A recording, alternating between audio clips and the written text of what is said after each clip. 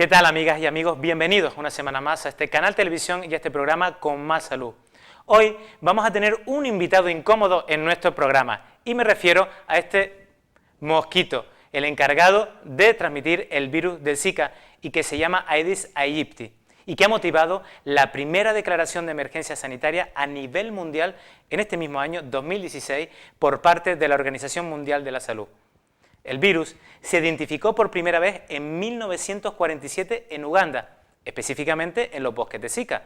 Se descubrió en un mono cuando se realizaba un estudio acerca de la transmisión de la fiebre amarilla en esta selva. Luego se fue extendiendo por África. En el año 2007 se registró la infección en la isla de Yap, en el Océano Pacífico. Esa fue la primera vez que se detectó el virus fuera de su área geográfica original, es decir, fuera de África y de Asia. Más cercano, en nuestro tiempo, concretamente a finales de octubre de 2013, se inició un nuevo brote en el Pacífico, en el que se identificaron más de 10.000 casos. A principios de 2015, hace tan solo un año, Brasil notifica los primeros casos de enfermedad y en apenas 3 meses se registraron casi 7.000 casos. Durante este último año ha seguido extendiéndose por toda Sudamérica y Centroamérica, como hemos podido ver en muchas noticias. Pero la alarma también ha saltado por su supuesta relación con la aparición de muchos casos de microcefalia, una alteración cerebral en niños recién nacidos de madres que se habían infectado por este virus. Uno piensa que estas infecciones no pueden afectarnos. Pues bien, recientemente se han detectado 2 casos importados en Canarias, aunque afortunadamente sin mayores consecuencias. Para hablarles de este virus, de cómo se contagia, cómo evitarlo y cómo podemos tratarlo, está con nosotros hoy el director de Salud Pública, don Ricardo Redonda. También le daremos unas recomendaciones para tener una buena salud mental y cerraremos nuestro programa hablando de uno de los alimentos básicos que debe estar en nuestra dieta. Y les estoy hablando del pan. ¿Qué les parece si comenzamos ya?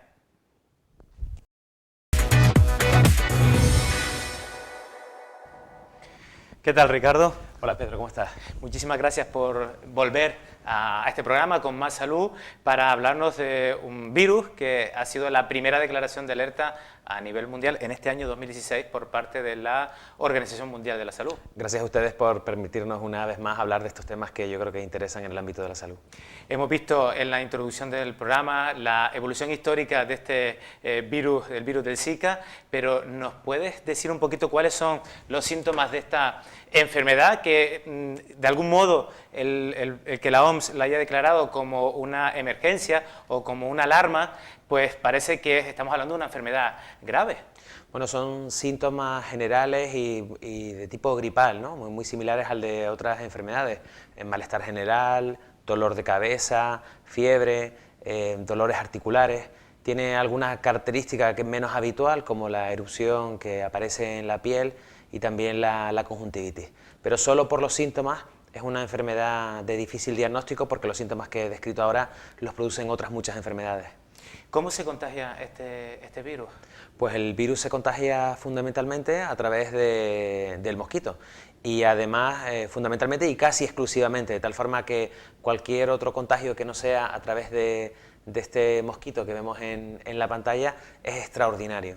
O sea que este virus lo que hará es pinchar a una persona que tiene el virus y eso transmitirlo a otra persona que tiene el virus. Exactamente, las hembras de este mosquito necesitan sangre para completar el ciclo reproductivo y están ávidas de pinchar a alguien para obtener esa sangre, y cuando van a pinchar a otra persona transmiten, si el primer pinchazo ha sido una persona que tiene el virus Zika, se lo lleva hacia esa segunda persona que a lo mejor no lo tenía. Por tanto, en la zona donde no haya virus Zika, por mucho que esté este mosquito, no podrá transmitir nada. No es posible la transmisión activa, es posible, como en el caso de Canarias, que tengamos casos importados de zonas donde sí está el virus Zika y donde sí está el mosquito y que desarrollan los síntomas aquí en Canarias, pero una vez en Canarias no hay posibilidad de transmisión.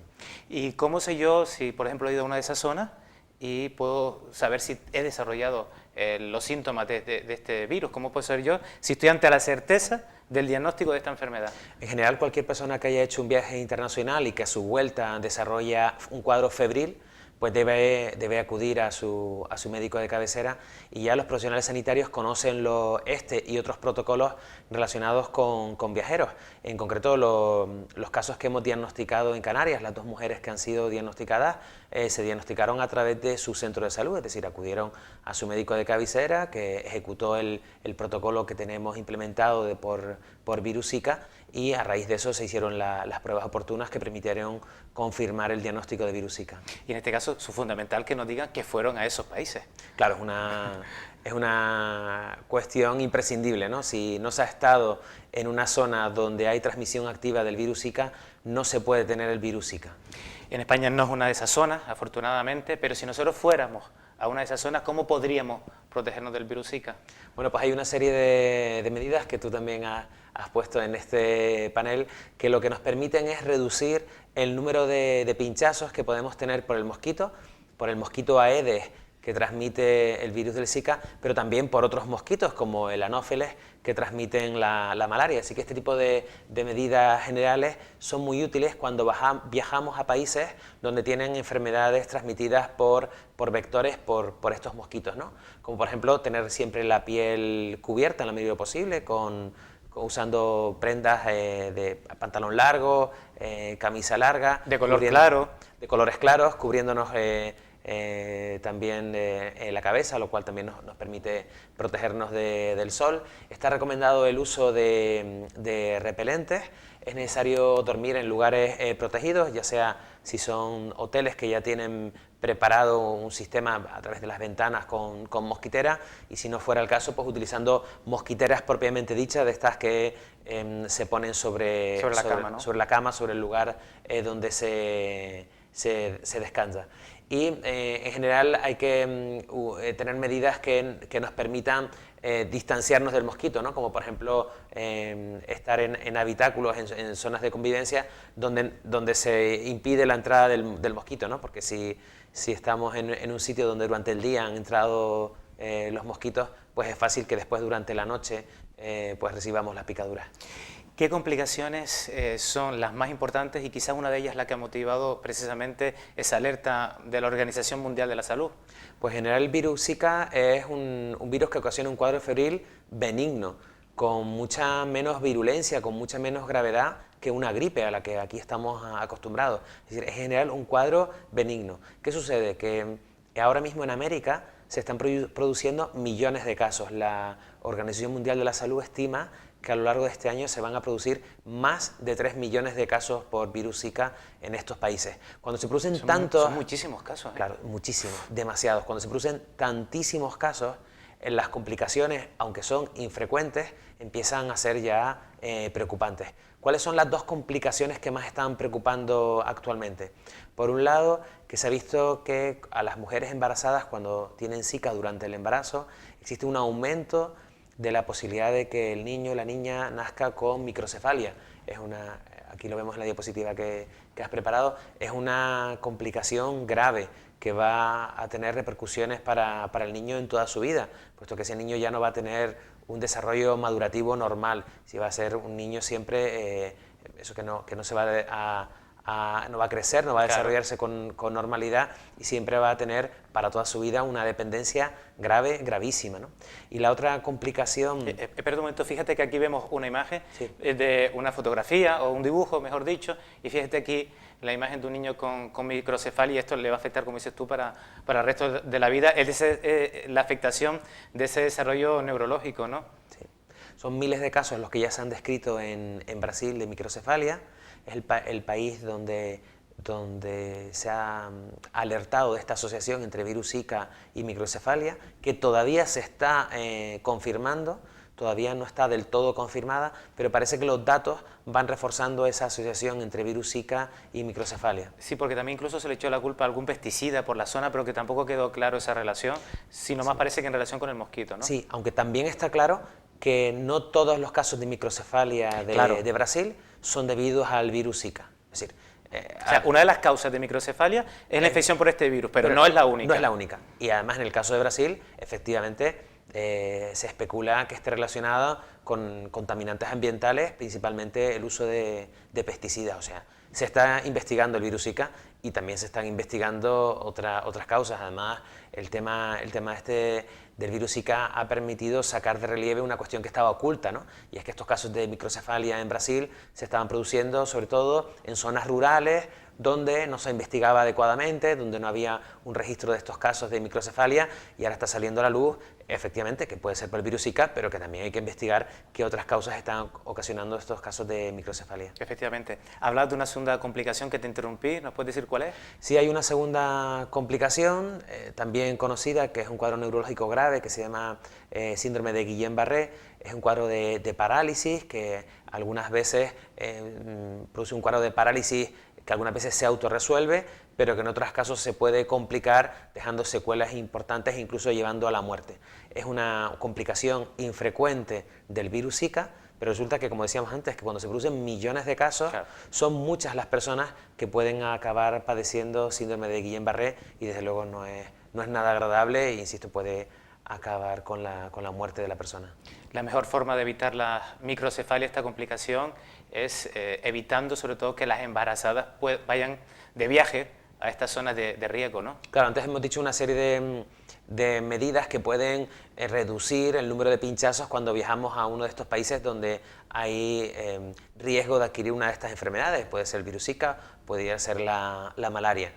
Pero en este caso concreto, y hablando de las embarazadas, ya hay una recomendación clara de que si no es imprescindible, las mujeres embarazadas o incluso las mujeres que están buscando quedarse embarazadas no viajen a estos países, porque esta complicación desde luego puede marcar el resto de su vida. Sí, y el del niño evidentemente sí, también. Se echa un poquito la culpa también que toda esta infección que está afectando ya a nivel planetario, por decirlo de alguna forma, a nivel mundial, pues tiene que ver con los cambios climáticos y entre ellos el fenómeno del niño. O sea que a veces pensábamos, como decía yo al principio del programa, que en Canarias no nos van a afectar algunas cosas, pero ya hemos visto, aunque sean dos casos importados, que nos pudieran llegar a afectar por estos cambios climáticos. Efectivamente. Cada vez se sabe más acerca del cambio climático, ya cada vez son menos las personas que niegan esa evidencia de que estamos viviendo un fenómeno de cambio climático a nivel global, pero aún así se sabe poco de las consecuencias que este cambio climático está generando en el mundo. Ese cambio climático que se especula que haya podido influenciar sobre el desarrollo, el despliegue que ha tenido este mosquito por toda América, también nos podría estar afectando a nosotros en Canarias. No hay que olvidar que en Canarias no tenemos ahora mismo este mosquito, el mosquito Aedes, pero sí lo tenemos al norte en Madeira, lo tenemos al sur en Cabo Verde y lo tenemos en Senegal y Mauritania. O sea, muy cerquita de aquí. Muy cerquita. Recuerdo que nosotros también estamos en una región subtropical, ¿no? Efectivamente. Bueno, pero no solamente el mosquito aegypti, que en la imagen lo vemos a la izquierda, es el que puede transmitir esta enfermedad y que lo vemos en estas zonas tropicales y subtropicales, porque también en España, que es una zona un poquito ya, sobre todo en la península ibérica, más frío, hay otro virus, el Aedes albopictus, si lo dije bien esta vez. Fantástico. O más conocido como mosquito tigre, que sí se encuentra, como podemos ver en la imagen, en toda la cornisa mediterránea, en todo ese borde mediterráneo, pero también lo podemos encontrar aquí en Canarias. No, en Canarias no tenemos mosquito Aedes, lo podemos asegurar con esa rotundidad porque desde hace años tenemos todo un sistema de búsqueda activa del mosquito implantado en las zonas de máximo riesgo, como son puertos y aeropuertos, y también en otras zonas, y que nos permiten estar con una seguridad bastante importante en la afirmación de que no hay mosquito Aedes en Canarias. En algunos de los puntos que se controlan, sobre todo los relacionados con puertos y aeropuertos, los controles son cada 10 días, es decir, cada 10 días se va a revisar las trampas que se ponen, son unas trampas específicas para captar Aedes, y gracias a eso podemos confirmar que no tenemos Aedes en Canarias. Como vimos en la diapositiva anterior, que efectivamente hay mosquito Aedes, el Aedes albopictus, que es el conocido como mosquito tigre, desde Gerona hasta Cádiz. Esto sí es una zona amplísima del de la península, donde además vive muchísima población, y ahí potencialmente sí tienen riesgo de transmisión del virus Zika y de otras enfermedades que se transmiten a través de la Aedes, como puede ser la fiebre amarilla, el chikungunya o el dengue, ¿no? A nosotros en Canarias, pese a que ahora podemos decir que no hay mosquito Aedes, nos preocupa la situación, porque por nuestra situación geográfica y el intenso tráfico que tenemos de aviones y de barcos, en cualquier momento podría llegar el mosquito Aedes e implantarse. El mosquito además no se implanta de una forma inmediata, sino que necesita semanas e incluso meses para arraigarse en el territorio. Lo que sucedió en la península es que las distintas corporaciones no se pusieron manos a la obra, no valoraron suficientemente el riesgo y ahora reconocen que es imposible su erradicación.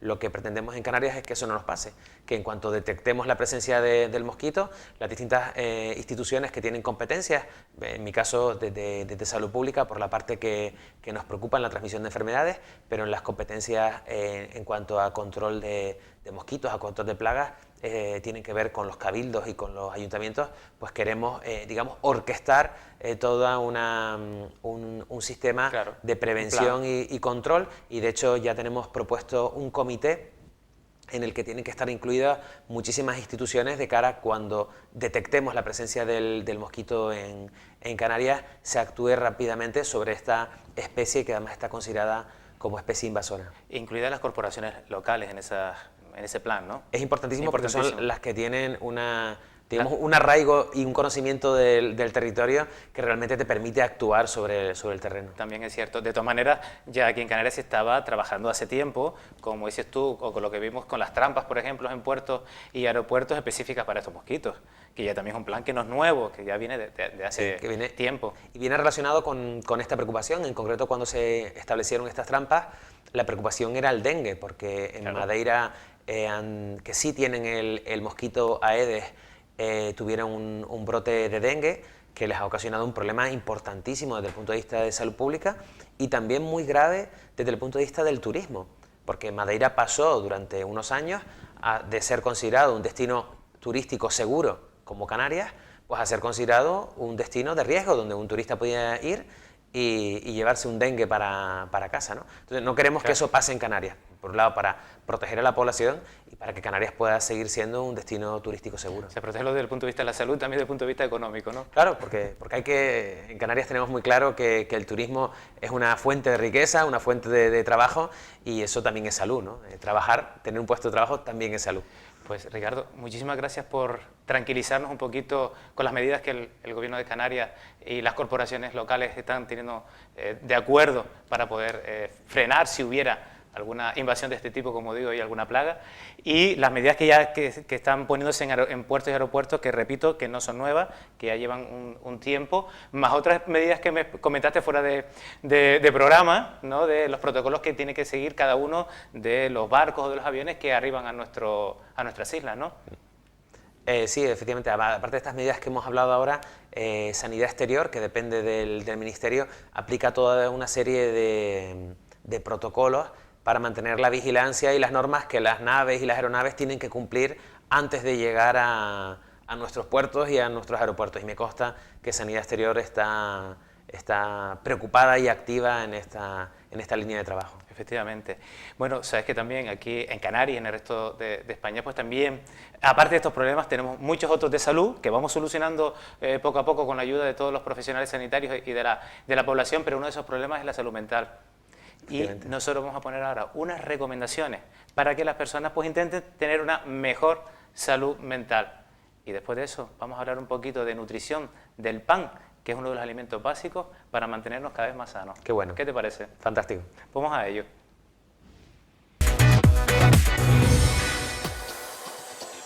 La salud mental es la capacidad de amar, disfrutar, trabajar y tolerarse a uno mismo y a los demás. Para cuidar tu salud mental y evitar que se deteriore, debemos atender determinados aspectos de nuestra vida cotidiana, prestando especial atención a dos fundamentales. El primer aspecto es cuidarse a uno mismo, y para ello es necesario aprender a conocer las situaciones capaces de generar malestar psíquico y enfrentarse a ellas, reconocer nuestros diversos estados de ánimo, lo que nos hace estar alegres, tristes o aquello que nos produce temor. Aprender a estar en paz con uno mismo, conociendo lo que podemos y lo que no podemos cambiar de nosotros mismos, incluyendo el aspecto de nuestro cuerpo. Esto quiere decir aceptar nuestras capacidades y nuestras limitaciones. Resistirse al entorno consumista. Gastar más en los deseos que en las necesidades puede generar decepción y ansiedad. Dedicar parte de nuestra actividad a labores solidarias con los demás, sin una contrapartida económica, puede reportarle compensaciones no comparables con ningún trabajo remunerado. Disfrutar del tiempo libre cuando se dispone de él, empleándolo en actividades de ocio que sean satisfactorias y cuidar aspectos de nuestra vida cotidiana como la dieta, el ejercicio físico y el sueño. El segundo aspecto para cuidar nuestra salud mental es cuidar a los demás. Para ello es bueno compartir las cosas de cada día con una o más personas de confianza. Los animales de compañía también ayudan. Compartir los problemas con otras personas que han pasado por circunstancias parecidas a las nuestras nos puede ayudar a encontrar una solución a nuestro conflicto y a sentirnos menos solos. También no debemos olvidar que una manera de cuidar a los demás es dedicar tiempo a la familia. Procurar hacer nuevas amistades y conservar las ya existentes. Los amigos ayudan a sentirnos con mayor confianza en uno mismo. Y, por supuesto, relativice las preocupaciones que le crea su trabajo, procurando desconectar tras la jornada laboral. En ocasiones, sin embargo, aún intentando cuidar el equilibrio mental, las personas sienten que su salud se resiente y se ve afectada por diversas circunstancias, como el trabajo, las dificultades económicas, los conflictos de la relación con los demás, los problemas de salud, propios o de los allegados, o por alguna razón no identificada.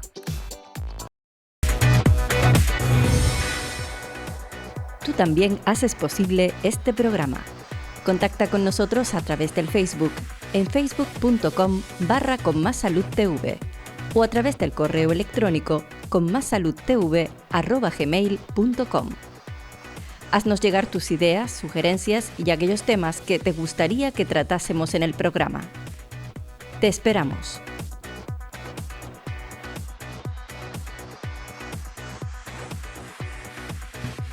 Estamos con Ana Luisa, nutricionista del Hospital de Gran Canaria, Dr. Negrín, para hablar de un tema fundamental y básico en nuestra alimentación. Les estoy hablando de estos alimentos ricos que tenemos aquí delante, del pan.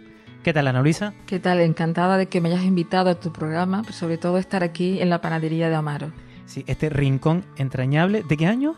Desde 1720 esta panadería ha estado fabricando pan de forma ininterrumpida y es un honor para los gran canarios tener esto que todavía se conserve. A Amaro la enseñó su tía abuela Lina y viene de una larga tradición de panaderos de aquí de Ingenio.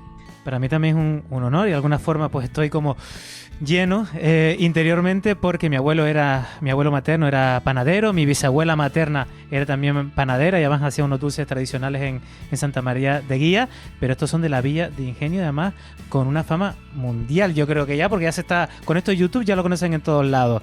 La verdad es que esta panadería es importante y me gusta que le hayas hecho ese pequeño homenaje a tu abuelo y a todos los panaderos que se levantan temprano y son tan importantes para la gente, porque antiguamente el pan era la base de los alimentos, porque pan significa todo. Y entonces es una tradición que yo realmente respeto y me encanta que lo hayas dicho. Pero hay algo que a mí me preocupa un poquito, que sinceramente en el fondo duele o molesta, porque habitualmente se suele quitar de muchas dietas porque se dice que el pan engorda. La verdad es que sí, que es un error que mucha gente comete, que es eliminar el pan de la dieta. Fíjate que a pesar de la crisis que ha habido, la gente sigue dejando de consumir pan y incluso los padres se lo quitan a los niños, con lo cual es un error. La OMS, la Organización Mundial de la Salud, recomienda que consumamos diariamente entre 200 y 250 gramos de pan. Y esto viene a ser lo siguiente, fíjate, 2 panes de este tamaño, porque cada pan son 120, pues sería 2 panes de estos al día repartidos entre el desayuno, almuerzo, merienda y cena, o este pan que pesa 200 gramos. Este me gusta porque está partido en 4 y en el cual tú puedes coger un cuarto para cada comida. Efectivamente. Y además, una cosa que has dicho, repartirlo entre las diferentes comidas, ¿verdad? Claro, hay que repartir el pan a lo largo de las comidas. Hombre, si eres un adolescente que hace deporte, puedes consumir más, pero es la mejor forma de consumirlo y porque además nos sacia. El pan tiene, sobre todo este pan que está hecho a puño, que si tú lo vemos, cuesta partirlo con una miga densa. Es un pan que tiene un índice de saciedad alto o elevado. Perdón un segundo, índice de saciedad significa que nos va a llenar. Que nos va a llenar, como decimos en Canarias, pues nos vamos a quedar llenos, petados, como digamos a la gente joven ahora. Entonces, porque es un pan que cuando tú lo comes no te va a dar ganas de comer. Sin embargo, otro tipo de pan, como por ejemplo este... Es que nos vas a acercar, queremos comprar una panadería de estas modernas, entre comillas. Este pan, que es un pan que la gente decía de antiguo soplillo, es un pan de harina muy refinada, que no tiene nutrientes, solamente los hidratos de carbono, y este pan lo que nos va a dar es enseguida un subidón de energía porque pasa rápidamente a sangre y al rato vamos a estar muertos de hambre. Es decir, con que nos comamos a lo mejor 5 o 6 panes de estos nos vamos a quedar muertos de hambre porque nos sacia. Sin embargo, un trozo de este pan o de este otro nos va a llenar. Y encima no solamente contienen hidratos de carbono, que en aquel caso nada más que son hidratos de carbono y punto. Este contiene otras cositas también, ¿verdad? Este contiene, mira, tiene de entre 4 y 5 gramos de proteínas, que date cuenta que la base de alimentación de muchos pueblos, la base en proteínas es solamente el pan. Tiene fibra, tiene 3 gramos, de 3 gramos 50, dependiendo, tiene fibra. Tiene minerales del grupo B, todos menos la B12. Tiene minerales realmente y también va a depender de la molienda de la harina. Esta harina es de mejor calidad que esta otra, porque esta otra al estar tan refinada ha perdido todos los nutrientes y todo su valor, todo ese aporte de plus que le da el pan. ¿Podremos recomendarle este pan a un paciente diabético? Pues sí, porque el paciente diabético lo que tiene que tener es repartido sus hidratos de carbono a lo largo del día. Y este pan, al estar con una mayor miga, con una mayor consistencia, hará que se vaya absorbiendo de forma paulatina, es decir, que esté absorbiéndose el azúcar en sangre de forma constante. Sin embargo, este otro es como un subidón de azúcar que va a tener, con lo cual no conviene para un diabético. Efectivamente. También se nos dicen a veces que cuando hacemos una dieta de adelgazamiento utilicemos el pan bizcochado. ¿Qué nos puedes decir al respecto? Bueno, que eso es otro error, porque el pan bizcochado lo que tiene es que es más digestivo porque no tiene agua. Tú piensas que en 100 gramos, de un pan de 100 gramos, el 30% es agua, pero cuando nosotros lo bizcochamos... A ver, acércanos uno que está por aquí, que también tienen hecho en esta panadería de Lina Amaro. Este pan, por ejemplo, bizcochado, pues has perdido sobre todo agua y eso hace que sea más digestivo. Pero ¿qué ocurre? Que su índice de saciedad es menor. O sea, lo que nos harta es mucho menos. Lo que nos harta es mucho menos. Es decir, yo me tendría que comer 4 panes de estos para que me sacie como el equivalente de este. O sea que al final estoy tomando más calorías. Más calorías porque además ha bajado agua. Y, es decir, si yo quisiera 100 gramos de pan, habría más hidratos de carbono en estos 100 gramos que en estos 100. Por tanto, más calorías. Más calorías y como no te sacia, te comes más cantidad. Lo mismo pasa con los paquetes de panes bizcochados, lo mismito. O sea, tú te puedes comer 1 o 2 paquetes porque al final te lo pegas entero porque no te sacia. ¿Y qué diferencia hay o qué es más importante? ¿El pan este que tenemos aquí blanco o los panes de cereales que estamos teniendo también en estas panaderías modernas? Bueno, hay mucho mito con esto de los multicereales, ojo, porque hay que tener una panadería de confianza y hay que saber leer el etiquetado. Cuando un pan está hecho con varios cereales, evidentemente tiene que tener mejores nutrientes, pero no siempre ocurre así. Siempre ocurre que a lo mejor el 60% o el 70% es harina súper ultra refinada y el 30% diferentes cantidades de otros cereales, con lo cual no nos va a alimentar igual. Por tanto, no es del todo integral. No es del todo integral porque además con eso hay otro mito o otra pequeña estafa también, que es coger harinas muy refinadas y teñirlas y la gente no sabe detectarlo. Le pone pues una cantidad enorme de conservantes porque lo que realmente quiere muchas veces el proveedor, el distribuidor con cierta picaresca es que esté en el lineal del supermercado o de la pseudopanadería mucho tiempo. Así el consumidor, pues bueno, no se le estropea, pero un pan que realmente tenga cereales auténticos, integrales, no durará más de 3 o 4 días, puesto que tiene la cáscara, el germen de trigo o de cualquier otro cereal y eso hace que se descomponga. Tú fíjate que en estos panes no se crecen gorgojos, estos panes no los comen los insectos, estos panes no los comen los ratones, a diferencia de este otro. ¿Por qué? Porque este otro tiene un valor nutricional y los animales, y sobre todo los insectos, son inteligentes, van a aquellas fuentes de proteínas y energía. Fíjate que en ese detalle no me había quedado nunca. También, ¿qué diferencia hay entre este pan tradicional y los panes de molde? Bueno, además de la forma, porque a veces hacemos las cosas un poco pues por moda. La forma del pan de molde es mucho más bonito, es una forma que viene importada del mundo anglosajón, pero además ese pan tiene otras cosas que son grasa, sobre todo. Es un pan más rico en grasa, con menos hidratos de carbono, un poquito menos de proteína, pero más grasa. Y luego porque es en el aspecto estético. También va a tener, depende de qué esté hecho. Si está hecho con levadura madre y simplemente lo hemos colocado en un recipiente, todavía, pero si no, si está hecho con muchos emulgentes, conservantes, es un pan con poco valor nutricional, ¿no? Este pan está mejor de un día a otro. Sin embargo, lo hacemos por esnovismo, porque creemos que este pan no es bueno y no está rico, es simplemente moda. Me acabas de decir que estos panes de molde contienen grasa, pero el pan tradicional no contiene grasa. No, el pan realmente se hace con agua, con levadura y con sal, y no hay más. Y las manos y el reposo, el amasado. Claro, cuando le ponemos, por ejemplo, otra serie de conservantes o emulgentes o otra clase de productos para que el pan, por ejemplo, estalle pronto, ese pan hay que echarle otra serie de cosas, productos químicos, que es lo que hace que sea mal. Y en caso, por ejemplo, de los panes, por ejemplo, de molde, hay que ponerle, por ejemplo, se le puede poner manteca, se le puede poner leche, para que mejore el sabor que tiene. Pero claro, lo enriquece, pero a base de aumentar grasa. Efectivamente, pero además yo recuerdo otra cosa de pequeñito, y es que comíamos este pan muchas veces sin tener que ponerle absolutamente nada, con lo cual también nos engordaba un poquito menos. Claro, porque lo que realmente engorda es lo que le pongamos en el pan. Antiguamente nuestras meriendas era pan con chocolate o en todo caso pan con mantequilla y café con leche, pero eso era los domingos. Entonces muchas veces los padres le ponen a los hijos, pues mira, los embutidos, quesos, que a mí me encanta el queso, pero voy a terminar odiándolo, porque aumenta el valor calórico, es decir, tiene más calorías y más grasa saturada, lo que le están poniendo las madres al bocadillo, que lo que tiene el pan. Un pan solo te sacia, te llena, y muchas madres, con los niños sobre todo, que son gorditos, le quitan el pan, pensando que el niño así va a hacer que adelgace. Y es un gran error. Dele usted pan a su hijo.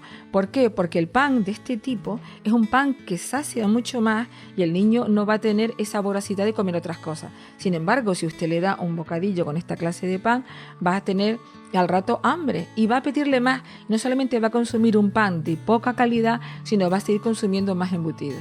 ¿Qué te parece ahora si vamos a ver cómo Amaro nos prepara uno de estos exquisitos panes? Pues me encantará, porque al igual que al resto de la gente que nos está viendo, le va a encantar a todo un profesional que ha heredado un saber de más de 250 años. Desde luego, desde luego. Estamos con Amaro, el dueño de la panadería, que como dije antes con la nutricionista Ana Luisa, la más antigua de Gran Canaria, para explicar un poquito cómo hace este pan tan rico. ¿Qué tal, Amaro? Pues nada, aquí estamos al pie del cañón. A ti te digo ahora personalmente, muchísimas gracias por dejarnos venir a grabar aquí de este pan tan tradicional y por supuesto también el más saludable. Pues sí, la verdad que la sorpresa es mía en verlo desde aquí realmente con este programa de salud tan famoso e importante. ¿Cuántos años llevas realizando el pan? Pues lo que es la panadería mía propia, pues llevo unos 18, 19 años y desde haciendo pan desde pequeñito, desde los 9 años. O sea que empezaste bastante joven, que es como se tiene que empezar a hacer las cosas, ¿no? Sí, yo le ayudaba a mi tía antes de irme al colegio, pues venía, le ayudaba, le repartía el pan por la zona y ya me iba a estudiar. Algo me suena a mí eso también de repartir el pan y ayudar a mi abuelo. ¿Cuánto pan hacen actualmente en esta panadería? Estamos sobre más o menos 4 o 5 mil panes más o menos. Los sábados un poquito más, casi el doble, porque el domingo no trabajamos, descansamos y el sábado normalmente la gente se da el pan doble. ¿Y cuando empezabas a hacer los panes aquí por primera vez, cuántos hacían? Pues una media de 400, 450, 500 panes. O sea que se han multiplicado por 10 el número de panes que hace. Algo tiene que tener este pan, no solamente saludable, sino rico también. Y yo creo que es bueno que nos digas qué ingredientes tiene entonces este pan. Sí, se puede decir los ingredientes, ¿por qué no? Claro, y sobre todo eso. Antes no había tantos medios como hay hoy, ¿entiendes? Y mi tía era sola también. Y hoy día somos 9 trabajadores aquí en la panadería. Es importante el número en estos casos también. ¿Con qué hacen el pan ustedes? Pues tan sencillo como 4 componentes, como se ha hecho toda la vida hace 100 años atrás. Agua, sal, levadura y harina. Y la levadura también la hacemos nosotros aquí. Y a partir de esos 4 ingredientes hacen lo que se llama la masa madre. Eso es la levadura. La masa madre es tan sencillo como el agua y la harina. Unas 24 horas antes, esa agua y harina pues fermenta, realmente cría lo que es el microbio, pudre, que dice que está podrida la masa. No, esa es la verdadera levadura, el verdadero microbio, que es cuando arranca las 24 horas antes. Y explícanos, si quieres, el resto del proceso en el que terminan de hacer el pan. Pues bueno, sí, cogemos el agua, la sal, que la sal también la traemos de los vecinos al lado, de Agüime, ¿no? Precisamente de Arinaga, Los Cuatro Picos, que es una sal pura y muy buena. Pues la sal se la añadimos al agua, desleímos bien la sal y luego esa agua con sal se la añadimos a la masa madre. Y luego le desleímos realmente lo que es la masa madre y empezamos a poner la harina. Y después empezamos lo que hice a apuñar el pan. Empezamos a apuñarlo hasta que la masa llegue a un momento que se quede una masa elástica. Y a partir de ahí, Y después de ahí hay que mantener un reposo de 1 hora y media y hasta 2 horas más o menos. ¿Bien? Y después, una vez que mantenga el primer reposo, volvemos otra vez a trabajarlo, que es el segundo paso. Ya podemos hacer pan redondo, de peineta, podemos hacer hasta dibujitos con la masa. Y volverlo a dejar de reposo unas media hora, 3/4 más o menos. Y después de ahí al horno. y después de aquí al horno. Amaro, muchísimas gracias. De nuevo, que sigas estando con más salud para nosotros poder también seguir disfrutando de tu pan tan saludable. A ustedes, muchísimas gracias.